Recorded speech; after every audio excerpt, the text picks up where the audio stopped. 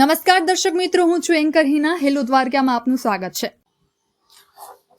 ગઈકાલે દેવભૂમિ દ્વારકા જિલ્લાના કલ્યાણપુર પોલીસ સ્ટેશનના રાવલ ઓપી વિસ્તારના એક બનાવ બનેલો હતો, જેની જાણ પોલીસને થતા તેમાં એક મહિલાને એમના જ પતિ દ્વારા તીક્ષ્ણ હથિયાર વડે એના ઉપર હુમલો કરવામાં આવેલો હતો, જીવલેણ હુમલો કરવામાં આવેલો હતો.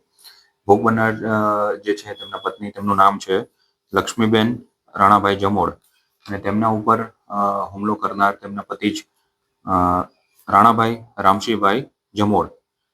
આ બાબતે કલ્યાણપુર પોલીસ સ્ટેશન ખાતે ફરિયાદ દાખલ થઈ. તેમના પત્ની, તેમનું નામ છે લક્ષ્મીબેન રાણાભાઈ જમોડ, અને તેમના ઉપર હુમલો કરનાર તેમના પતિ જ રાણાભાઈ રામશીભાઈ જમોડ.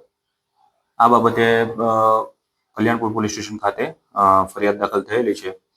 ફરિયાદ દાખલ થતા તુરંત જ આરોપીને હસ્તગત કરવામાં આવેલ છે, તેમજ આગળની તપાસ Kalyanpur police station PI TC Patel નાઓ ચલાવી રહ્યા છે.